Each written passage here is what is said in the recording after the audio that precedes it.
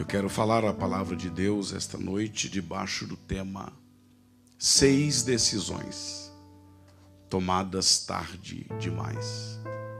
Diga forte: 6 decisões tomadas tarde demais. E para tanto eu quero que você abra a sua Bíblia no Evangelho segundo Lucas, capítulo 16, a partir do verso 19. Lucas, capítulo 16, a partir do verso 19. Ainda em tempo, mandar um abraço para minha esposa, meus filhos, que estão nos assistindo pela internet. Irmã Jaciane, os irmãos Davi e Jonatas. Deus seja louvado pela vida da minha família. Deus abençoe desde o Brasil. Lucas 16, 19, quem achou diz amém.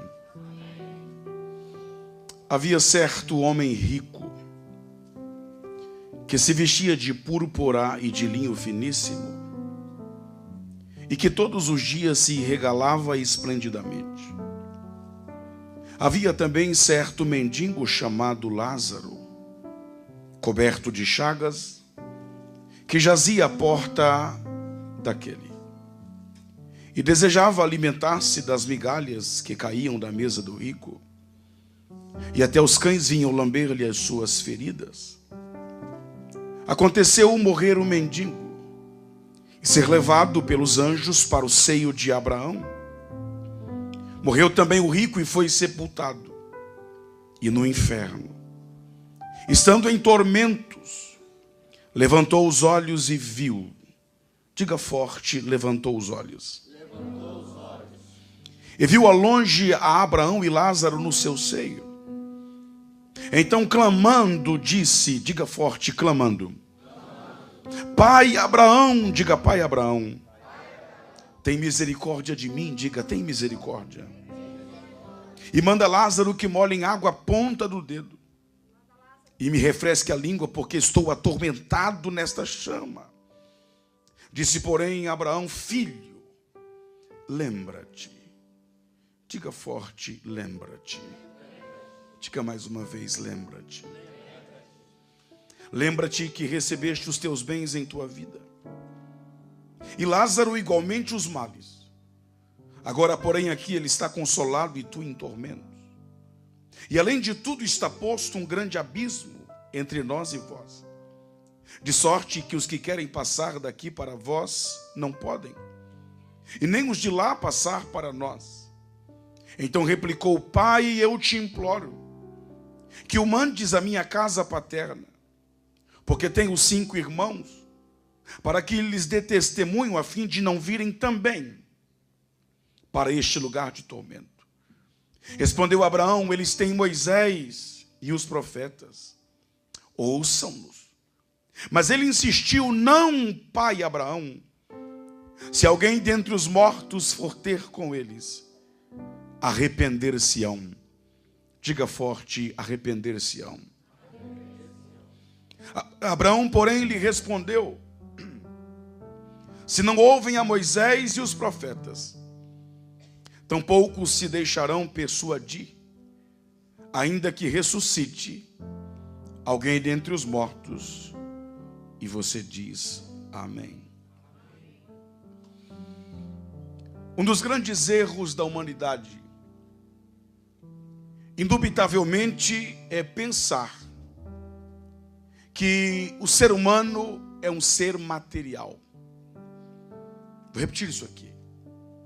Um dos grandes erros da humanidade é achar que o ser humano é um ser material. Em Gênesis 2:7, quando Deus criou o homem do pó da terra, a Bíblia diz que Deus soprou em suas narinas o fôlego de vida, e o homem passou a ser alma vivente. Observe que o texto não diz que o homem é corpo vivente. O que o texto diz é que o homem é alma vivente. Logo, o homem não é um corpo vivente. O homem, por sua vez, é uma alma vivente. Logo, ele deve se preocupar mais com as necessidades da alma do que com as necessidades do corpo. Se o homem é alma vivente e não corpo vivente, ele deve se preocupar mais com a sede da alma do que com a sede do corpo. Se o homem é alma vivente e não corpo vivente, ele deve se preocupar mais em alimentar a alma do que em alimentar o corpo. Logo, o homem tem mais necessidade de vir à igreja do que ir a um restaurante.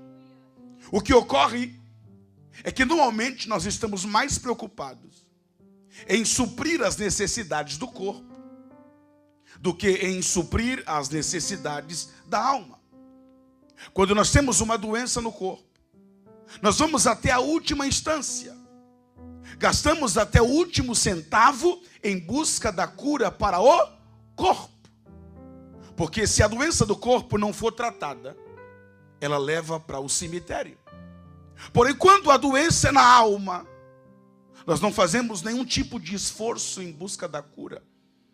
Existem pessoas que estão doentes no corpo, e como estão doentes no corpo, estão indo de médicos em médicos, hospitais em hospitais, farmácia em farmácia, gastando toda a sua fortuna em busca da cura para o corpo. Mas quando a doença é uma doença na alma, não fazemos absolutamente nada a respeito. Jesus disse que nós não devemos temer aquilo que tem poder para matar o corpo. Nós temos que temer aquilo que tem poder para matar a alma. Se a doença no corpo leva para o cemitério, a doença na alma leva para o inferno. No corpo existem doenças incuráveis, mas na alma todas as doenças são passíveis de cura. Um culto desse aqui cura uma alma. Um teclado desse aqui cura uma alma. Um louvor cantado como aqui foi cura uma alma. Um abraço cura uma alma. Um pedido de perdão cura uma alma. Quem crê que hoje é noite de cura para a alma? O homem não é um corpo vivente, é uma alma vivente. O homem é tricotômico, ele é corpo, alma e espírito. Das 3 porções que compõem o ser humano, apenas uma é matéria. As outras 2 são espírito. Logo, o homem é mais espírito do que matéria. Ele tem mais necessidades espirituais do que necessidades materiais. É um erro dos pais pensar que os seus filhos são seus. Seus filhos não são seus. O corpo foi você quem fez. Tanto é que parece com o seu. Tem seu cabelo, tem seu nariz, tem seus olhos, tem seu biotipo, tem a sua cor, tem o seu tipo de cabelo, porque o corpo foi você quem fez, mas a alma e o espírito, quem fez não foi você, quem fez foi Deus. Seus filhos não são seus, eles são heranças do Senhor. O homem é mais espírito do que matéria. 33% do homem é matéria. 66% do homem é espírito. Logo, o homem não é um ser essencialmente material. O homem é um ser essencialmente espiritual. E o maior erro do homem é quando ele pensa que ele é um ser material, quando na verdade a sua essência da sua existência não é matéria. A essência da existência do homem é alma, é espírito.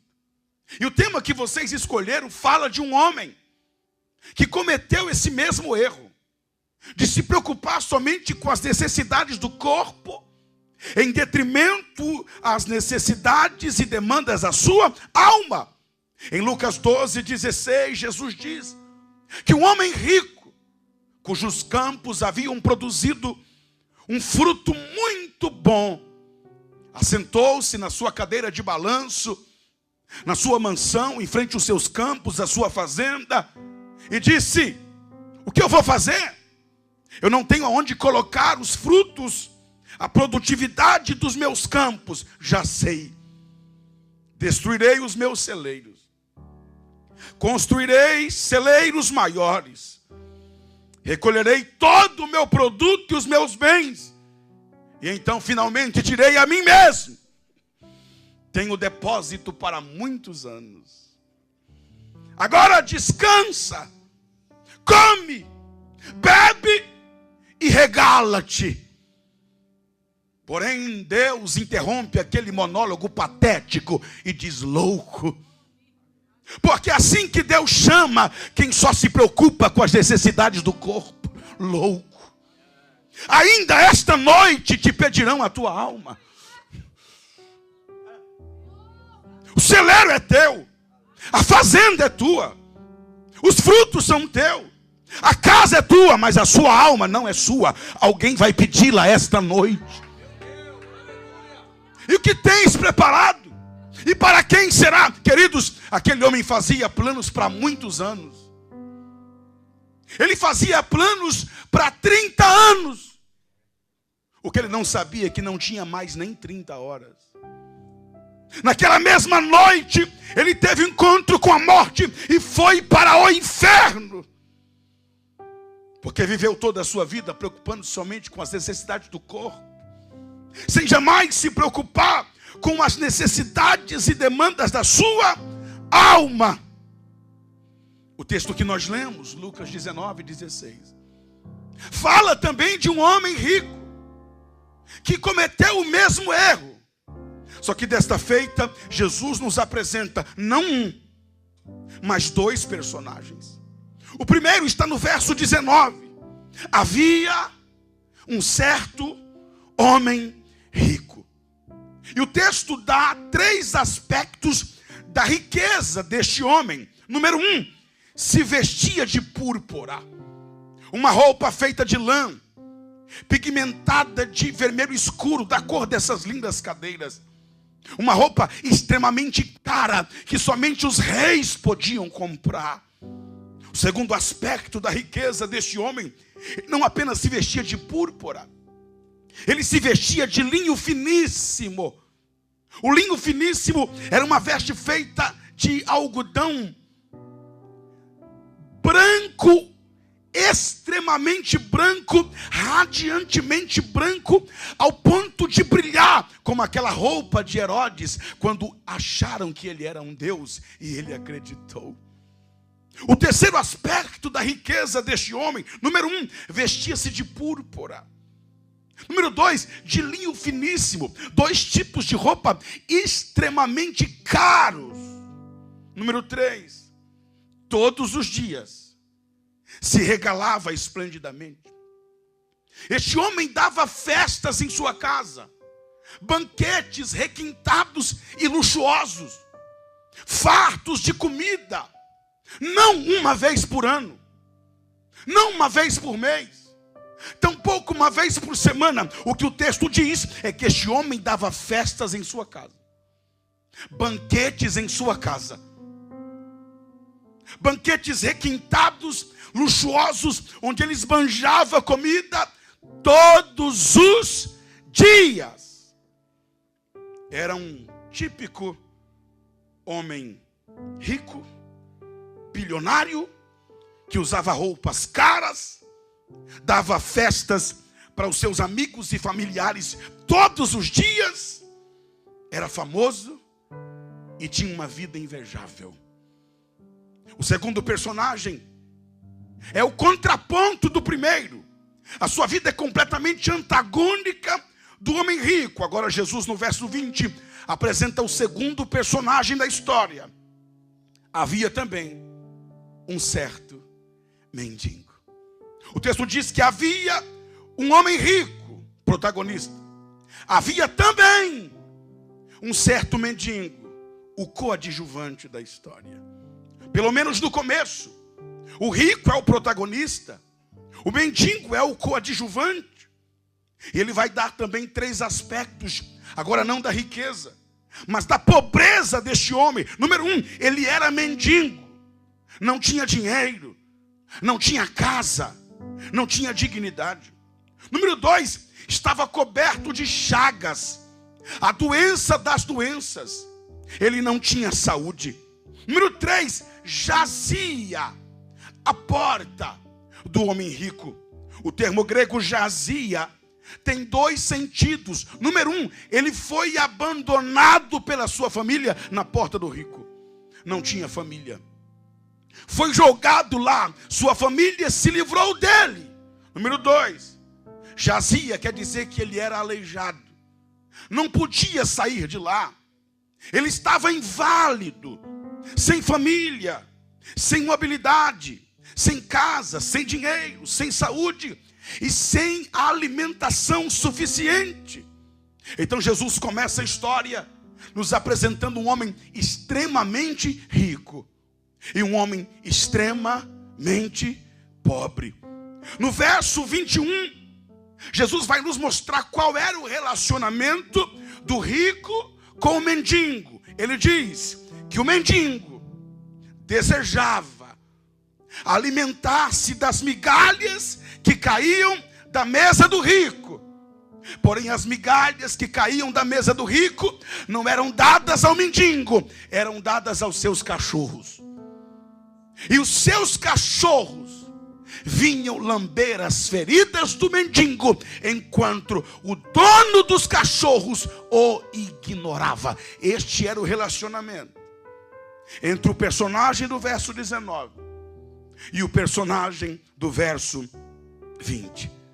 2 vidas completamente diferentes, 2 realidades extremamente diferentes, 2 homens completamente antagônicos. Mas o verso 22, Jesus os iguala. Morreu o mendigo e morreu também o rico.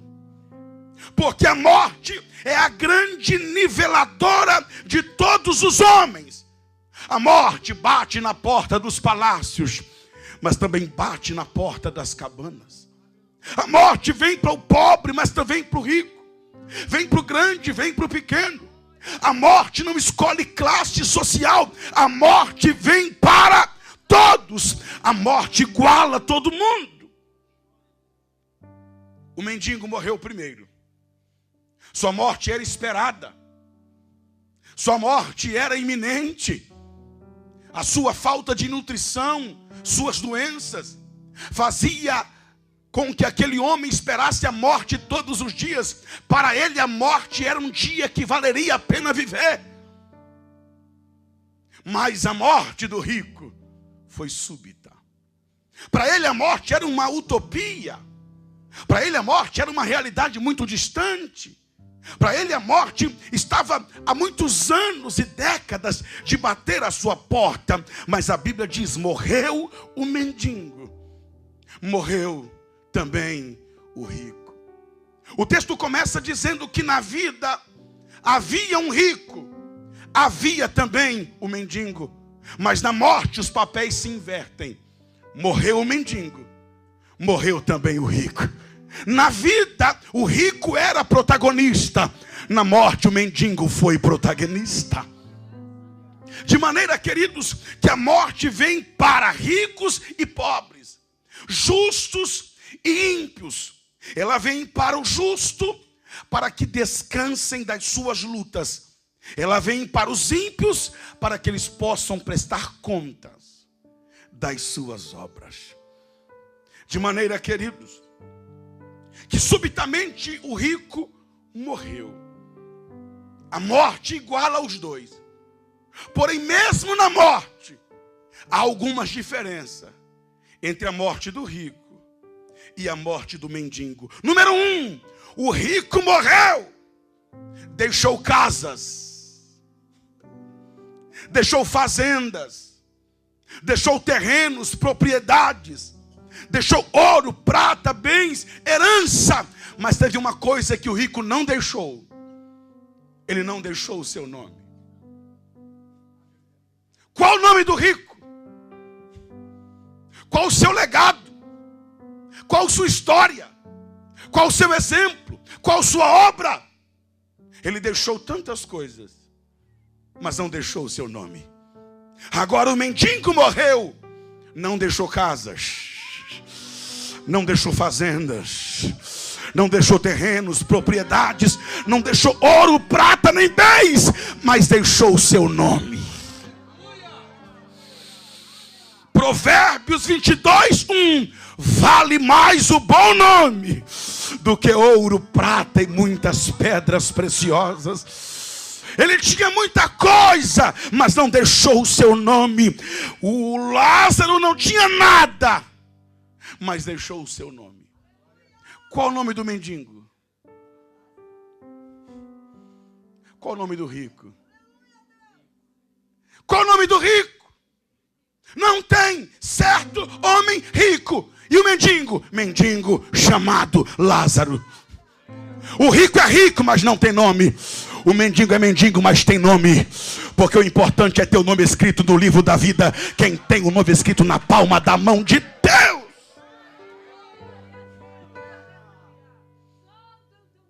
Lázaro vem de duas raízes hebraicas: Lo-Ezer e Eliezer. Lo-Ezer quer dizer sem ajuda. Diga, sem ajuda. Eliezer quer dizer Deus ajuda. Diga, Deus ajuda. Então Lázaro tem duas raízes. Uma que significa sem ajuda. A outra significa Deus ajuda. Alguém entendeu? Vou repetir. Uma raiz diz sem ajuda, mas a outra diz Deus ajuda. Lázaro não era ajudado pelos homens, mas era ajudado por Deus. Levante a mão que eu estou profetizando. Não se preocupe se o homem não te ajuda. Deus te ajuda. Seu auxílio vem do céu. Seu auxílio vem de Deus. Diga para alguém: Deus te ajuda. Diga, Deus te ajuda. Diga, Deus te ajuda. Segunda diferença: o rico morreu e foi sepultado. Quando o texto diz que o rico morreu e foi sepultado, o texto está dizendo que o seu corpo foi embalsamado com perfumes caros, colocado em um esquife sofisticado. Ele foi levado pelos seus amigos até o cemitério. Na frente iam os flautistas, que haviam sido contratados para tocar as músicas enquanto o seu corpo era conduzido. Na frente dos flautistas iam as carpideiras, chorando para mostrar que quem estava sendo enterrado era alguém importante. Então, na morte do rico, o texto diz, ele foi sepultado, embalsamado, posto num esquife, levado pelos seus amigos e parentes até o túmulo, ao som de flauta, de orquestra e do choro das carpideiras. Mas o texto não diz que o rico foi levado pelos anjos. Ele foi levado pelos seus amigos até o cemitério. Mas o texto não diz que a sua alma foi levada pelos anjos. Os seus amigos levaram o seu corpo, mas os anjos não levaram a sua alma. Por que que os amigos levaram o corpo? Porque o corpo estava perfumado, estava cheiroso. Por que que os anjos não levaram a alma? Porque a alma estava cheia de chagas. O mendigo, por sua vez, o texto não diz que ele foi sepultado.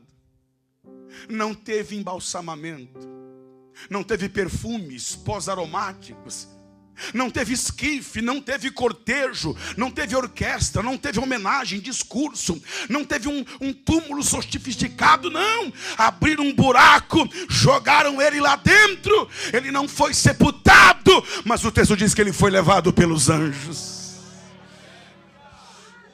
Os seus amigos, que ele nem tinha, não levaram o seu corpo, mas os anjos levaram a sua alma. Por que que os homens não levaram o corpo de Lázaro? Porque o corpo estava cheio de chagas. Por que que os anjos levaram a sua alma? Porque a sua alma estava limpa, branqueada pelo sangue de Jesus Cristo.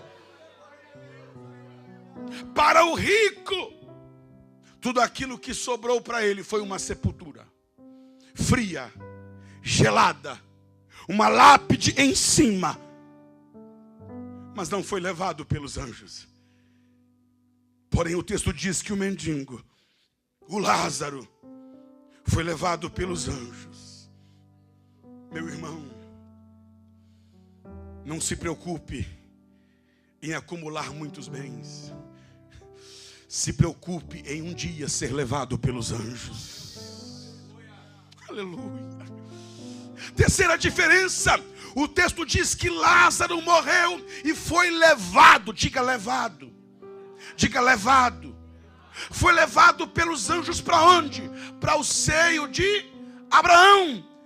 O mesmo texto que diz que Lázaro foi levado para o seio de Abraão não diz que o rico foi levado para o inferno.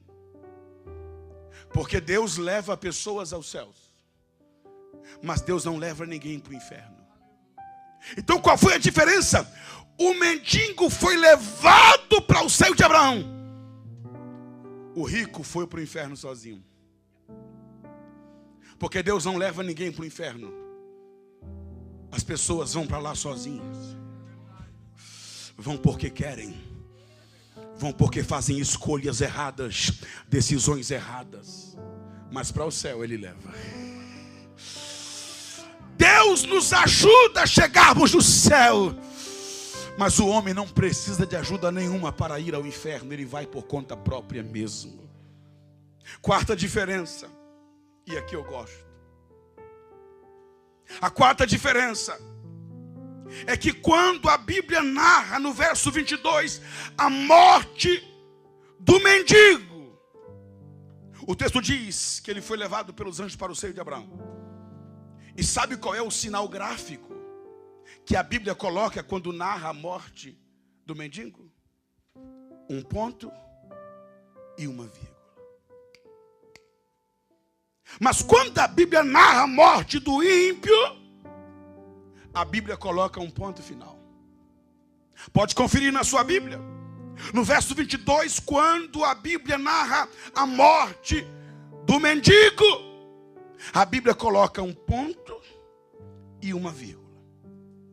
Mas quando narra a morte do rico, que era ímpio, a Bíblia coloca um ponto final.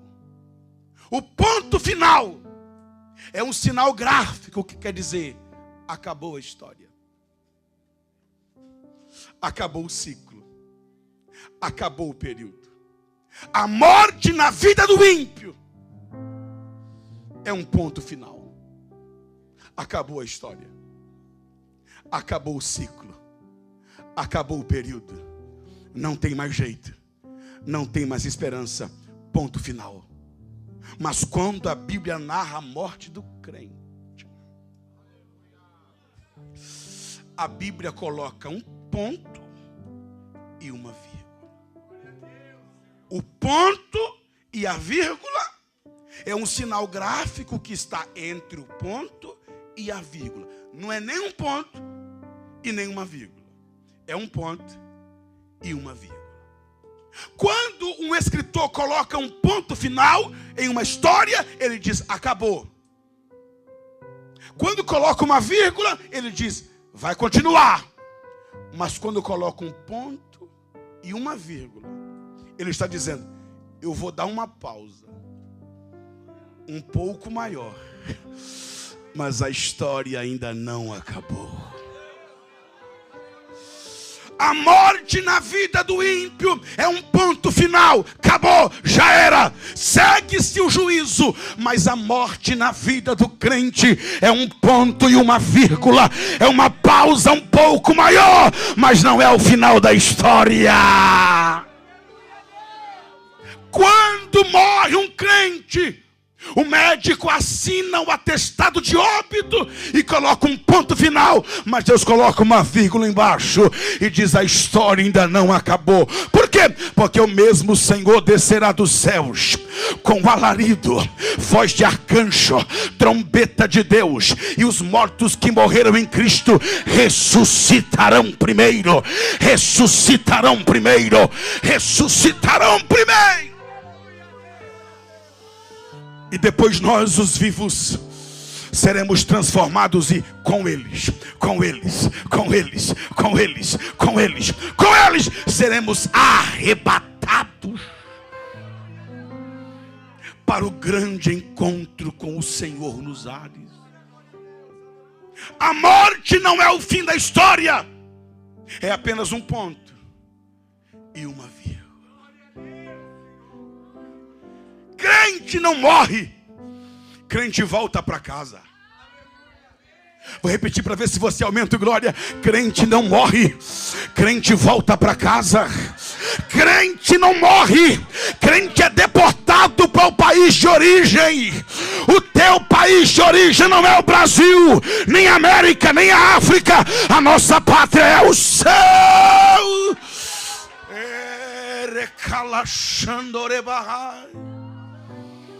Crente é promovido, crente viaja,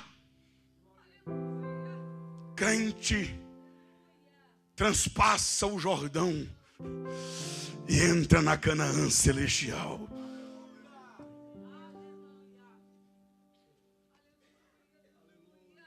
A morte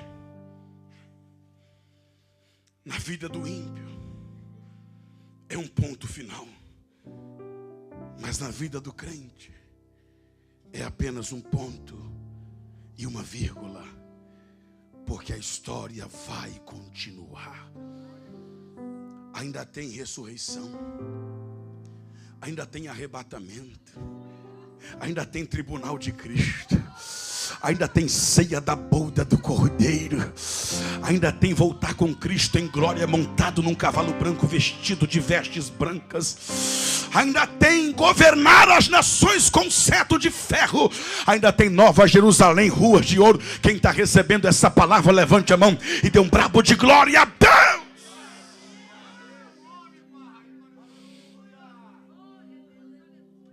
Está pintado o quadro.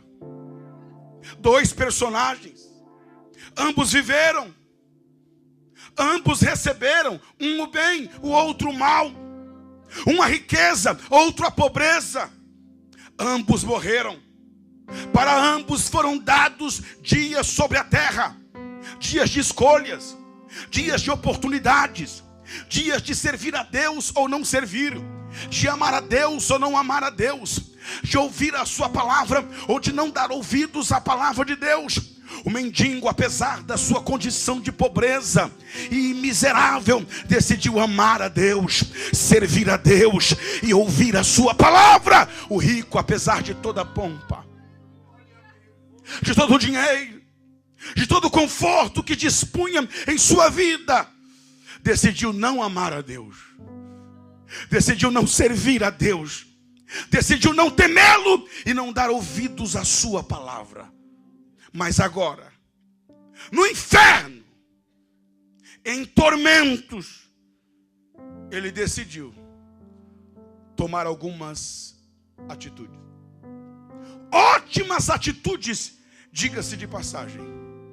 Porém, infelizmente, já era tarde demais. Qual foram essas atitudes, pastor? Primeiro, ele decidiu, lá no inferno, olhar para cima. Ele teve toda a sua vida para decidir olhar para cima, valorizar o que é de cima, se envolver com as coisas de cima, pensar nas coisas de cima, investir o seu tempo com as coisas lá de cima. Mas ele passou toda a sua vida olhando somente para baixo. A palavra homem significa aquele que olha para cima. O homem foi criado para olhar para cima. O homem nasceu para olhar para cima, mas o pecado faz o homem olhar para baixo. E este homem passou toda a sua vida como um porco que jamais olha para cima, porque não tem articulação no pescoço. Passou toda a sua vida somente olhando para as coisas de baixo. Paulo, sabendo disso, escreveu aos Colossenses no capítulo 3, verso 1 e 2, dizendo: portanto, Se fostes ressuscitados juntamente com Cristo, buscai as coisas lá do alto, onde Cristo vive assentado à direita de Deus. Pensai nas coisas lá do alto e não nas coisas aqui da terra. Mas não, este homem viveu toda a sua vida olhando somente para baixo. Dinheiro, coisa de baixo. Roupas caras, coisa de baixo. Banquetes, festas, noitadas, músicas, coisa de baixo. Lamentações 3:51 diz: o meu olho move a minha alma. Ou seja, para onde eu olho, é para onde eu vou. Se eu passar toda a minha vida olhando para baixo, eu irei para baixo. Mas se eu passar a minha vida olhando para cima, eu irei para cima. Para onde você está olhando esta noite? Para onde você está direcionando a sua visão? Para cima ou para baixo? Este homem passou toda a sua vida olhando somente para baixo. Lá no inferno, finalmente decidiu levantar os olhos e olhar para cima. Infelizmente, já era tarde demais. Para onde você está olhando? Você tem se ocupado com as coisas de cima, ou você está tão ocupado com as coisas de baixo que você não tem tempo mais para as coisas de cima? Ele decidiu olhar para cima. É uma ótima decisão, mas era tarde demais. Mas eu venho do Brasil esta noite para te dizer: ainda dá tempo de olhar para cima. Pastor, por que olhar para cima e não para baixo? Porque quando eu olho para baixo eu vejo derrota, mas quando eu olho para cima eu vejo vitória. Quando eu olho para baixo eu vejo pecado, quando eu olho para cima eu vejo a santidade de Deus. Quando olho para baixo eu desanimo, quando olho para cima eu recebo forças. Quando olho para baixo eu vejo escassez, mas quando olho para cima vejo a provisão de Deus. Quando olho para baixo eu vejo doença, mas quando olho para cima eu vejo Jeová Rafa, o Deus que te sara. Quando eu olho para baixo eu vejo calamidades, mas quando eu olho para cima Deus está no controle.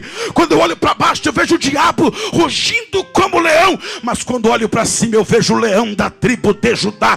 Quando eu olho para baixo eu vejo corrupção, desigualdade, luxúria, capitalismo, mas quando eu olho para cima eu vejo a cidade cujo chão é de ouro, porque lá o ouro não vale nada. O que vale lá é a glória de Deus, a presença de Deus.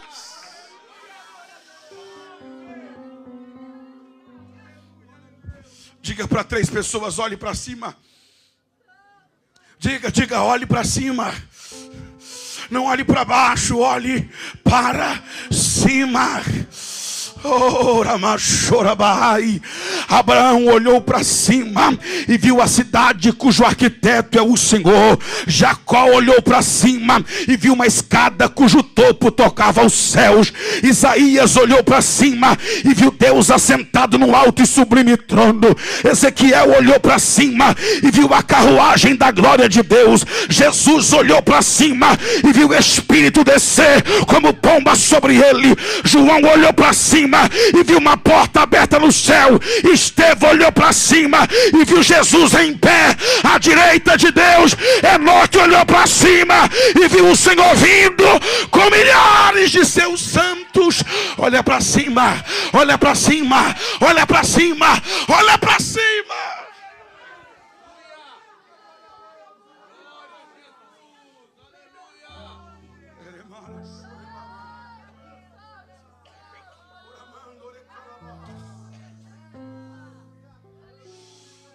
Olhe para cima. Ele olhou para cima e viu. Diga forte: e viu. O que ele viu, pastor Nelson? O que ele viu, Rafael? O que ele viu, pastor Nivaldo? Ele viu 2 coisas. Número 1, lá no inferno, quando olhou para cima, ele viu Abraão. Quem não quer ver Abraão? Ver Abraão é uma ótima visão. Ver Abraão é uma visão maravilhosa. Chegar na outra vida e ver Abraão é algo extraordinário. Quem não quer ver Abraão? Quem não quer sentar-se à mesa com Abraão? Cear com Abraão? Passear nas ruas de ouro com Abraão? Ele levantou os olhos e viu Abraão, porém, ele viu Abraão longe.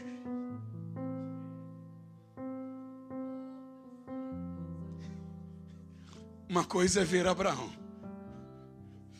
outra coisa é ver Abraão longe. Sabe por que ele viu Abraão longe? Porque ele viveu a sua vida longe de Abraão. Se ele tivesse vivido a sua vida aqui na terra, perto de Abraão, dos exemplos de Abraão, das renúncias de Abraão, do Deus de Abraão, ele passaria a eternidade perto de Abraão. Mas como viveu a sua vida longe de Abraão, a eternidade ele passou também longe de Abraão. Abraão representa Cristo. Quem está perto dele aqui vai estar perto dele lá. Quem está longe dele aqui vai estar longe dele lá. A distância que você está de Cristo aqui na terra é a distância que você estará dele na outra vida. Não penses que vivendo uma vida aqui na terra longe de Deus, passarás a eternidade perto de Deus. Aquilo que o homem plantar, isso também ceifará. Quem semeia na carne, colhe corrupção. Mas quem semeia no Espírito, colherá a vida eterna. Quem vive a vida longe de Deus, passará a eternidade longe de Deus.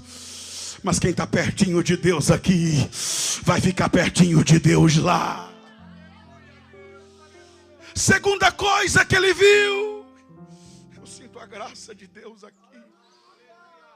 Primeiro, ele viu Abraão, só que longe.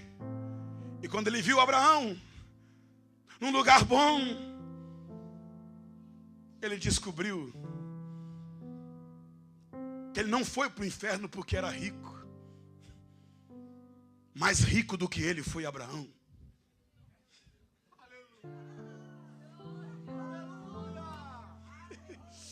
Porque o que leva o homem aos céus não é a riqueza nem a pobreza. O que leva o homem ao inferno também não é a riqueza nem a pobreza. Existem ricos, crentes e pobres ímpios. Quando ele viu Abraão, Abraão sem falar estava dizendo para ele: teu problema não era a riqueza, porque rico eu também era. Problema é o que você fez com a sua riqueza e o que eu fiz com a minha. Nós somos donos, sabe do que aqui na terra? Nada.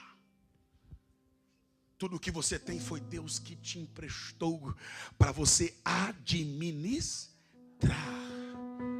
Como você tem administrado aquilo que Deus tem te dado? Primeiro, ele viu Abraão longe. Segundo, o que aumentou mais ainda o seu sofrimento, ele viu Lázaro no seu seio. Sabe o que quer dizer Lázaro no seu seio? Ele viu Lázaro assentado a uma mesa, do lado de Abraão, com a cabeça no seu seio. Seio fala de ceia. Ceia fala de banquete. Agora quem está assentado em uma mesa não é ele, é um mendigo. Agora quem está numa mesa farta não é ele, é o mendigo.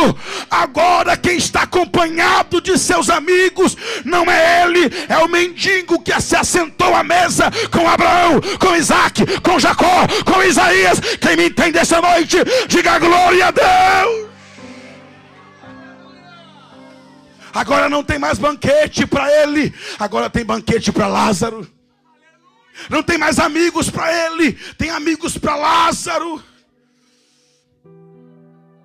E tudo que sobrou para ele foi pedir uma gota de água que lhe foi negada.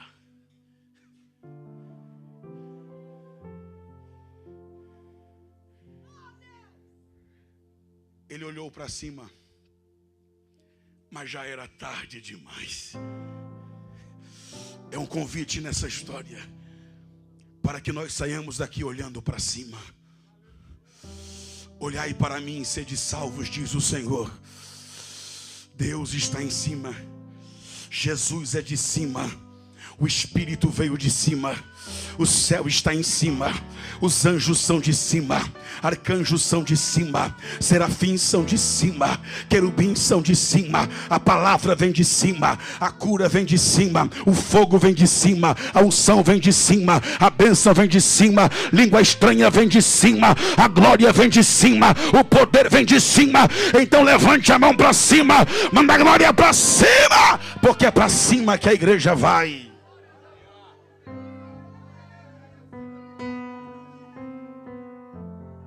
Ele decidiu olhar para cima. Quantos sairão daqui olhando para cima? Levante a mão.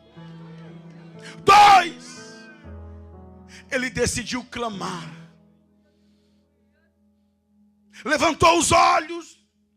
Viu Abraão ao longe, Lázaro no seu seio. E clamando, orando, disse: Pai Abraão, tem misericórdia de mim.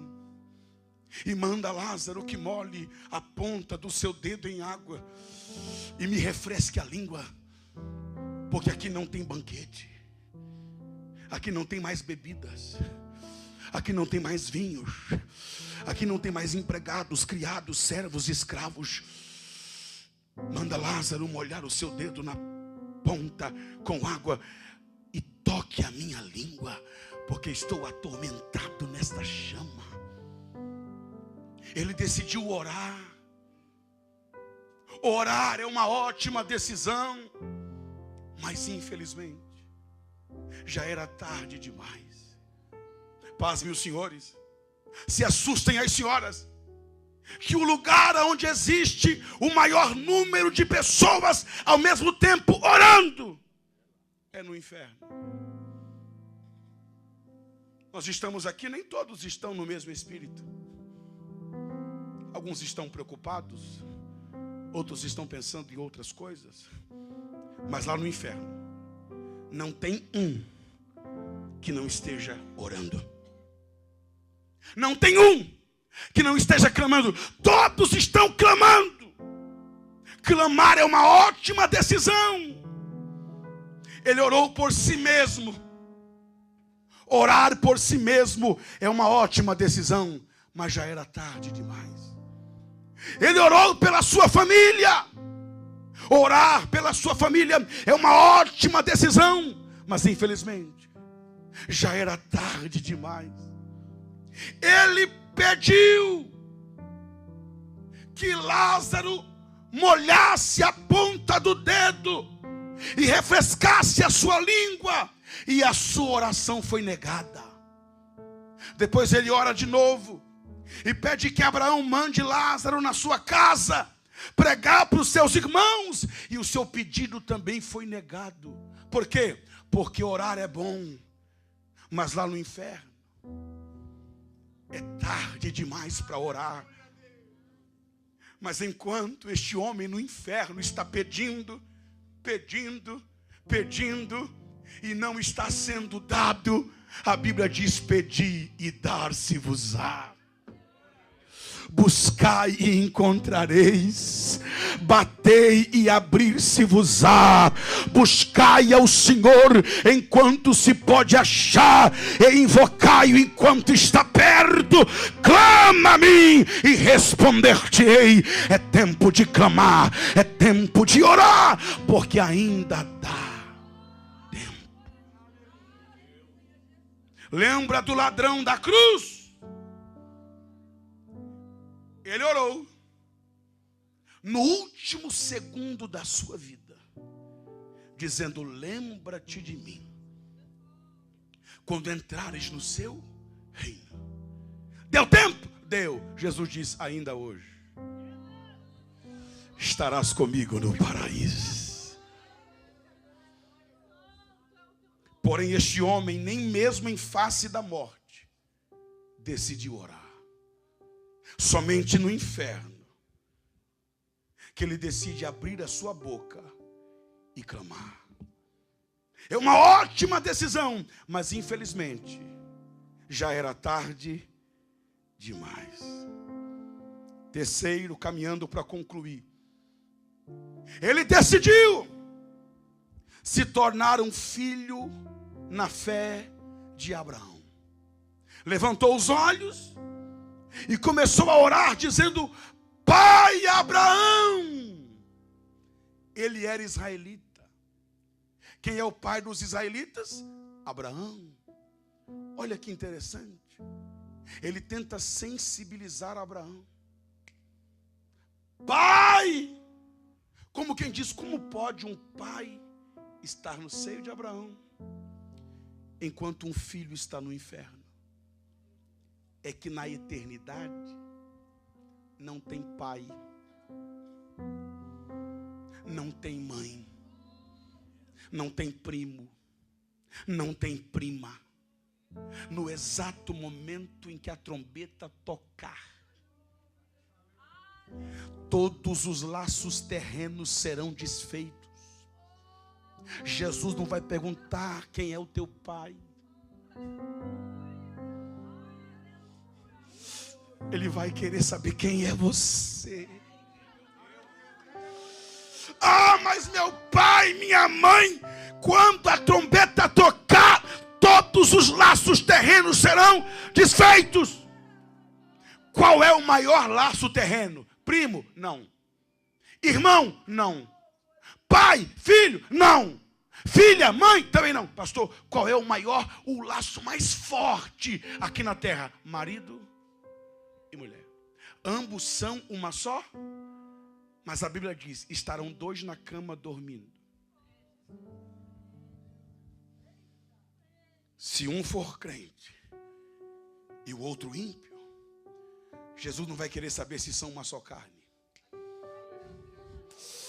Um será levado e o outro deixado, porque no céu não tem laços familiares. Pai não salva filho, filho não salva pai.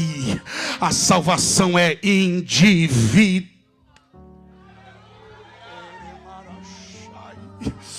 Quando a trombeta tocar, Jesus não vai perguntar se você é filho de crente, neto de crente, irmão de crente, primo de crente, amigo de crente. Ele vai perguntar se você é crente, se você é crente, se você é crente.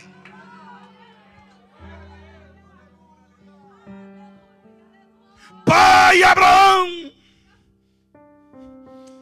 Mas é tarde demais para seguir o exemplo dele. Deveria ter enxergado-o como pai em vida, seguir os seus exemplos de fé, sacrifícios, renúncia, adoração, fidelidade. Mas não, ele zombava de Abraão, ele ria de Abraão, mas agora se dirige a Abraão com respeito. Pai. Sabe aquele parente que não é crente, que zomba da tua fé, que despreza você porque você vem para a igreja e não para as festas? Você não poderá salvá-lo. E ele também não será salvo só porque é seu parente, a não ser que antes que ele expire, ele tome a decisão de seguir o seu exemplo e de também vir para a casa do Pai.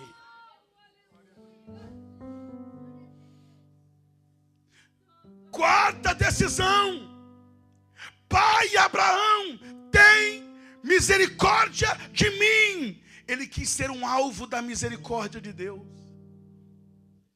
mas para receber a misericórdia tem que aceitar a graça. Ele rejeitou a graça e não recebeu a misericórdia. Pastor, o que é graça? Graça é Deus te dar o que você não merece.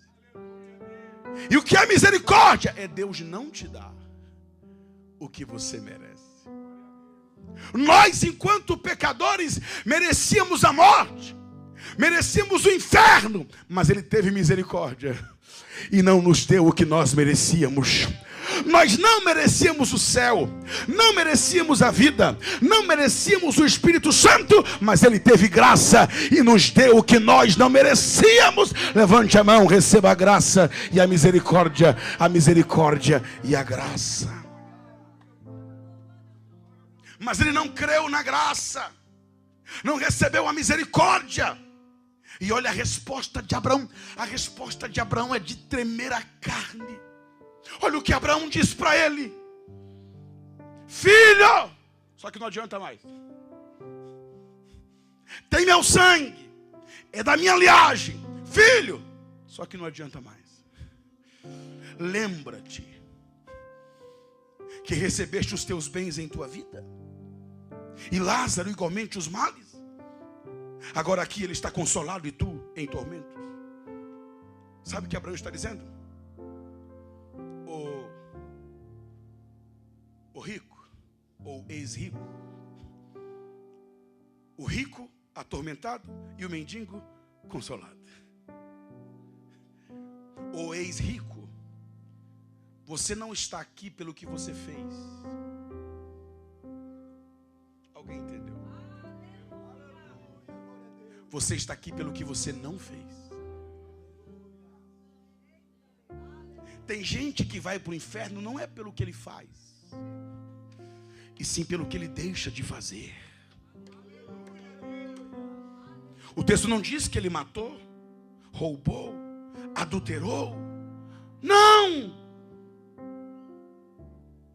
Mas o texto também não diz que ele cuidou do mendigo, que ele repartiu seus bens com ele, que ele o recebeu em algum alojamento. Não! Apocalipse 21:8 tem a lista das pessoas que irão para o inferno. E os incrédulos estão em segundo lugar. Eu não mato, eu não roubo, não furto, não adultero, mas é incrédulo. Quanto aos covardes, número 1. Aos incrédulos, número 2. Aos abomináveis, aos assassinos, aos impuros, aos feiticeiros, aos idólatras, aos mentirosos, a parte que lhe cabe será o lago de fogo e enxofre. Dessa lista aqui, os incrédulos estão em segundo lugar. Eles vão primeiro que os assassinos. Porque muitas vezes não é o que você faz, é o que você deixa de fazer. Cuidado com as suas ações. Cuidado mais ainda com as suas omissões. Não é pecado ser rico, vestir roupas boas, ter uma mesa farta. Não foi por isso que ele foi para o inferno, mas ele foi por incredulidade, por orgulho, luxúria, egoísmo. Queria tudo para si, banqueteava com seus amigos, sem nunca se importar com o pobre que estava na sua porta. A quinta decisão, ele decidiu se lembrar. Lembra-te! Se lembrar é algo muito bom.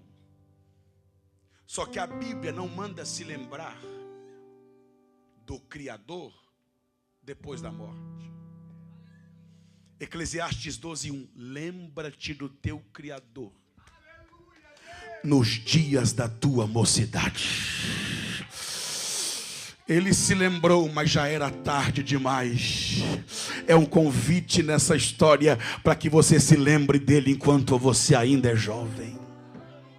Lembra-te do teu Criador, mas é nos dias da sua mocidade. Lembra hoje, lembra agora. Abraão diz: lembra. Ele lembrou, só que agora tem um abismo. Se eu fosse você, lembrava hoje, porque hoje não tem abismo, hoje tem ponte. E a ponte da graça está entre este abismo. E você pode passar de lá para cá a hora que você quiser, pode até ser hoje. Quantos estão ou já passaram pela ponte da graça, pela ponte da misericórdia, e já passaram para o lado de cá? Decidiu se lembrar, mas já era tarde demais. Se lembra enquanto você ainda é jovem. Sexto, e aqui eu concluo: manda Lázaro na minha casa pregar para os meus 5 irmãos, para que eles não venham mais para este lugar de tormento. A sexta decisão, tomada tarde demais, ele decidiu abrir a porta da sua casa e finalmente deixar Lázaro entrar. Ele teve toda a sua vida para abrir a porta e deixar o mendigo entrar. Mas ele nunca deixou que aquele mendigo pregasse para ele dentro da sua casa. Alguém disse com muito acerto que evangelismo é um mendigo contando para o outro onde encontrar pão. Um era mendigo no corpo, o outro era mendigo na alma. Mas ele nunca deixou o mendigo entrar para contar para o outro mendigo aonde encontrar o pão da vida. Um tinha o pão do corpo, o outro tinha o pão da alma. E bastava um contar para o outro, um compartilhar com o outro. Mas ele não abriu a porta para o mendigo. Ei, o mendigo representa o evangelismo. Deixar o mendigo entrar é deixar o evangelho entrar, é deixar Jesus entrar. Ele teve toda a sua vida para abrir a porta do seu coração e deixar Jesus entrar. Lá no inferno, ele decide abrir a porta da sua casa e deixar Jesus entrar. Mas já era tarde demais. Se eu fosse você, abria a porta hoje, deixava ele entrar hoje, porque hoje é o dia da tua salvação.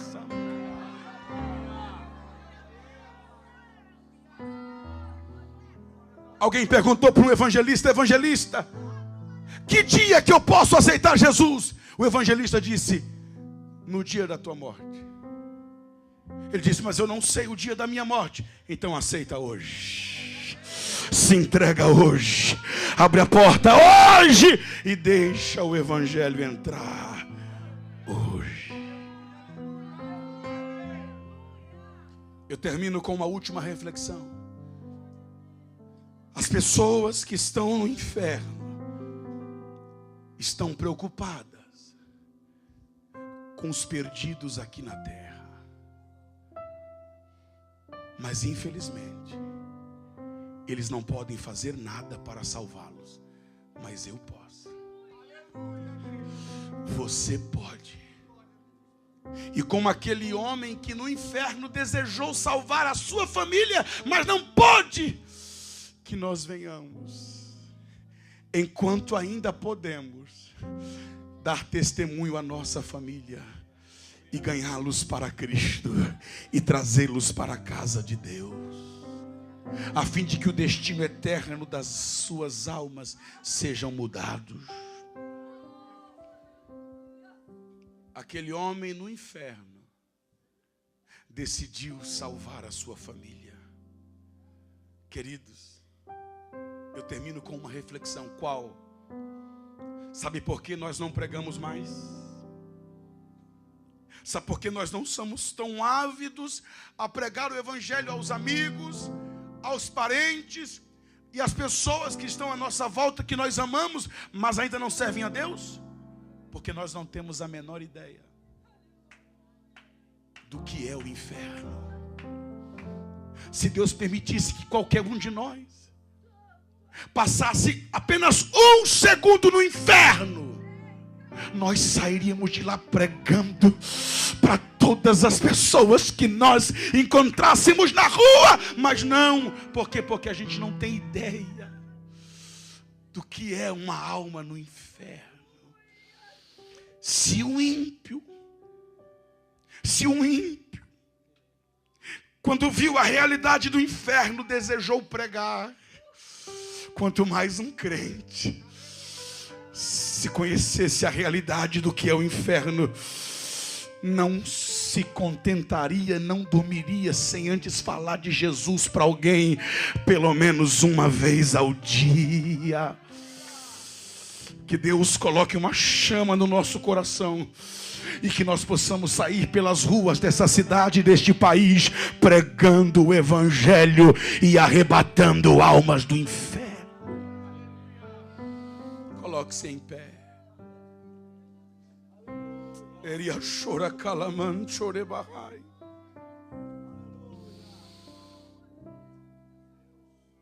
Quem gera ovelha não é pastor. Pastor cuida.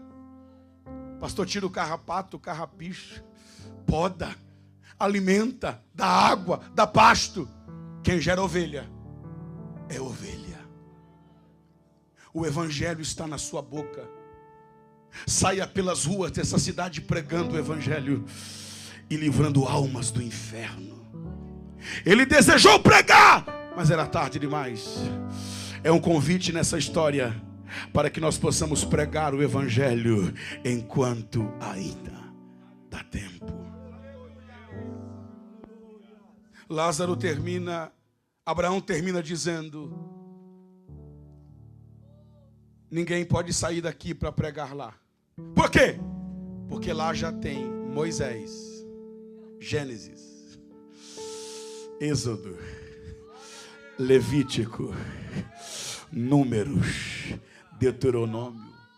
E os profetas, Isaías, Jeremias, Lamentações, Ezequiel, Daniel, Oséias, Obadias, Jonas, Ageu, Abacuque, Miqueias, Sofonias, Zacarias, Malaquias, que ouçam a palavra, porque o que converte não é milagre, o que converte não é ressurreição de morto, o que converte é a palavra, é o evangelho que faz. Se o evangelho não for capaz de convencer, não é milagre que vai convencer. Nós temos a palavra